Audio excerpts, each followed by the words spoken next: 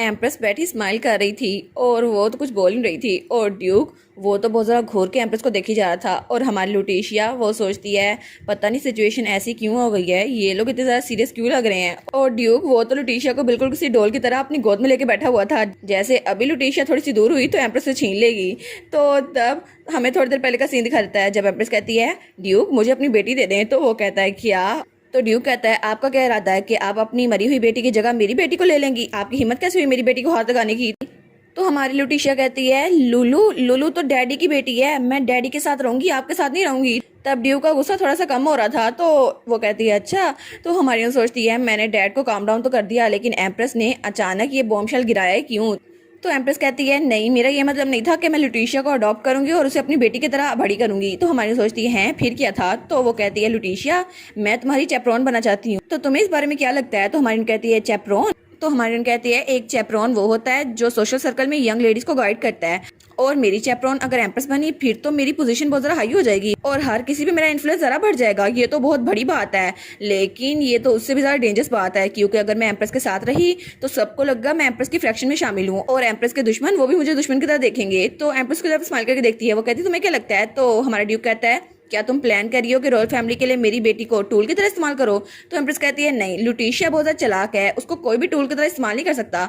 तो ड्यूक कहता है तुम्हें क्या लगता है कि मैं अपनी बेटी को इन डर्टी फाइट्स में इन्वॉल्व होने दूंगा? तो एम्प्रेस कहती है लेकिन तुम्हारे पास इतनी पावर है ना, तुम तो कन्फ्लिक्ट के बिना रह नहीं सकते, उसे खुद डिसाइड करने दो। तो हमारी सोचती है ये तो शील्ड व स्पेयर हो रहे हैं, मेरी बात कोई सुन ही नहीं रहा। तो ड्यूक कहता है लेकिन अगर मेरी बेटी ने ये ना चाहा तो ऐसा कुछ नहीं होगा और तुम इसे फोर्स नहीं कर सकती। तो वो कहती है बिल्कुल, वैसे भी मैं उसको फोर्स करने भी नहीं आई, तुम्हें इसके बारे में क्या लगता है? तो तब वो कहती है और जितनी वो स्मार्ट है ना इतना लवेबल है, मुझे लगता है हर कोई इसे प्रोटेक्ट करना चाहेगा। वो एक फेराथन है लेकिन बाकी फेराथन्स की तरह नहीं है, उसके साथ बात करना आसान है और वो बहुत ज्यादा स्मार्ट है। हमारी सोचती है इन्होंने अपने वर्ड्स केयरफुली चूज किए और इनका मतलब है कि मैं इजी टू कंट्रोल हूँ, लेकिन आई गेस ये सही कह रही है। और तब एम्प्रेस के हाथ देखती है तो वो कांप रहे थे और वो सोचती है लगता है इनको भी डर से डर लग रहा है, लेकिन उनके सामने बोल नहीं रही। तो तब वो कहती है हर मेजेस्टी बिल्कुल ठीक कह रही है, ये डिसीजन मेरा होना चाहिए है ना? तो ड्यूक कहता है लुलू। तो तब वो ड्यूक के हाथ पे अपना छोटा सा हाथ रखती है और कहती है डैड आपने कहा था चॉइस मेरी होगी, तो क्या आप मेरी बात मानेंगे? तो ड्यूक कहता है हाँ बिल्कुल। तो एम्प्रेस कहती है आपने वैसे भी कहा था मेरी बेटी ने ना चाहा, तो अगर उसने चाहा तो ड्यूक वो मुंह पीछे कर लेता है, वो कहता है ठीक है लुटिशिया तुम डिसाइड करो। तो एम्प्रेस कहती है नॉर्मली फैमिली मेंबर्स हेड की बात को मानते हैं, लेकिन तुम्हारे फादर वो इसको एक्सप्रेस नहीं करते, लेकिन वो सच में तुम्हारे लिए बहुत ज्यादा रिस्पेक्ट करते हैं। तो हमारी कहती है ऑफ कोर्स, और अपने डैड का बाजू पकड़ लेती है। वो कहती है मेरे डैड मुझे बहुत ज्यादा पसंद करते हैं और उन्होंने कहा था क्या तुम्हारी टेस्ट के मुताबिक ये मील है, और वो तो मुझसे बहुत ज्यादा प्यार करते हैं और वो हमेशा मेरे आंसर का इंतजार करते रहते हैं। तो एम्प्रेस कहती है सच में? तो तब वो कहती है जी बिल्कुल ऐसा ही है, लेकिन कभी कभी वो अपने एक्सप्रेशन को शो कर देते हैं, वो तो मुझे बहुत ज़्यादा सेफ फील करवाते हैं और मैं उनके साथ ही रहना चाहती हूँ।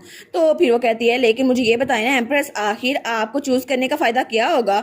तो वो कहती है इसको सोचने के लिए तुम्हारे पास बहुत ज़्यादा टाइम है, तो जब हम अगली बार मिलें तो तुम इस बारे में सोच सकती हो, और मुझे भी ये सोचना होगा कि आखिर मैं तुम्हारा दिल कैसे जीत सकती हूँ। तो हमारी कहती है अच्छा।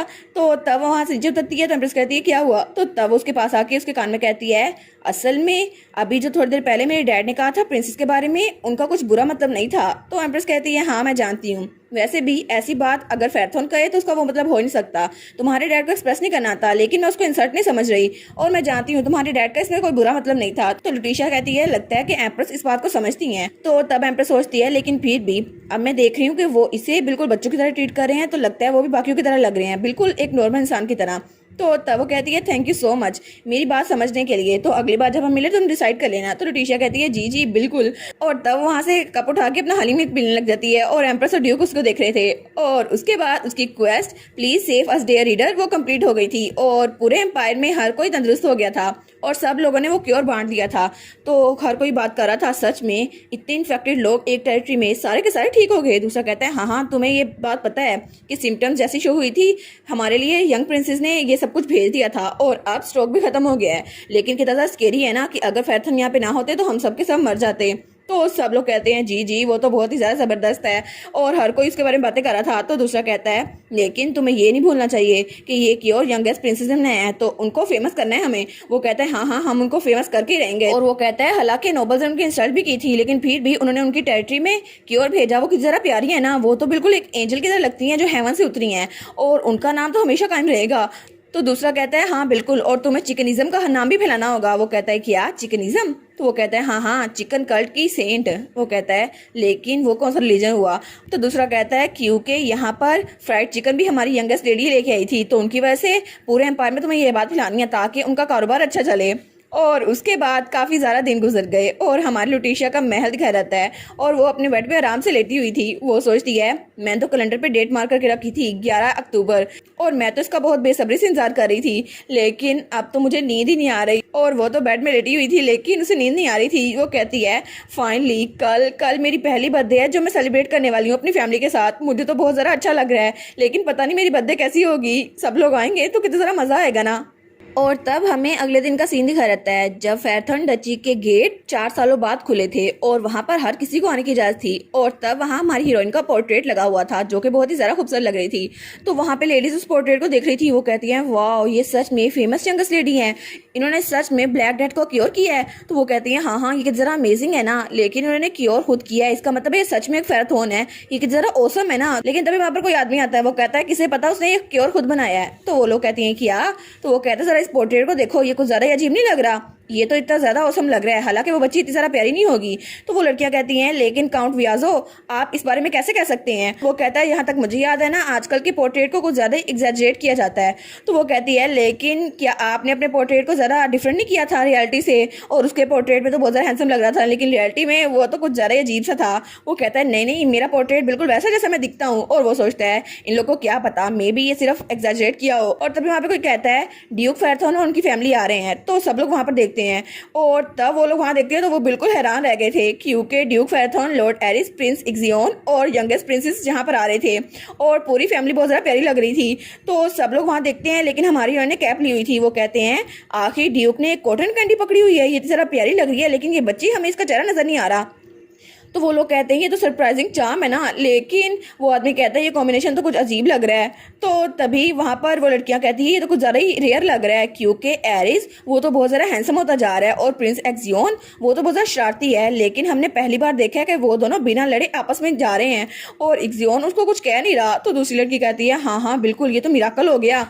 तो वो कहती है मैं देखना चाहती हूँ यंगेस्ट लेडी कैसे दिखती हैं, लेकिन कैप की वजह से वो नजर ही नहीं आ रही। तो वो कहती है लेकिन उनकी क्यूटनेस तो यहाँ तक आ रही है। और तब हमारी हीरोइन की तरफ मुंह करती है तो वो उसकी शक्ल देखती हैं। तो वो लोग कहती हैं क्या पोर्ट्रेट तो इनको कैप्चर कर ही नहीं पाया, ये तो बहुत ज़्यादा खूबसूरत लग रही हैं। तो आपको क्या लगता है काउंट वियाजो। तो काउंट कहता है क्या मैं।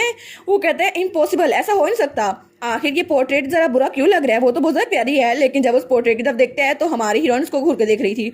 वो कहता है क्या ये पोर्ट्रेट हिल रहा है, लेकिन ये पोर्ट्रेट हिल कैसे सकता है। और तभी उस पोर्ट्रेट पर हमारी हीरोइन की दूसरी वीडियो चल रही थी जहाँ पे वो कहती है डैडी लुलू आपको बहुत ज्यादा पसंद करती है। और उसके बाद वो बात टब में थी, वो कहती है आना क्या मूनडोल्स भी ऐसी बात करती हैं। और तब वो पोर्ट्रेट नहीं था, वो तो असल में एक वीडियो स्क्रीन थी जो कि ड्यूक ने स्पेशली बनवाई थी ताकि अपनी बेटी की खूबसूरती और अपनी फैमिली के प्यार को शो ऑफ कर सके। तो एरिस और एक्जियोन उन्होंने भी इसमें हेल्प की थी। तो वो कहते हैं हाँ बिल्कुल। तो ड्यूक कहता है चलो मेरी बेटी की क्यूटनेस की तारीफ करो। तो वो दोनों कहते हैं देखो ना हमारी बहन की जरा अडोरेबल है, उसकी तारीफ करो। तो सब लोग उनकी तारीफें करने लग जाते हैं। वो कहते हैं worship the charm of our young lady.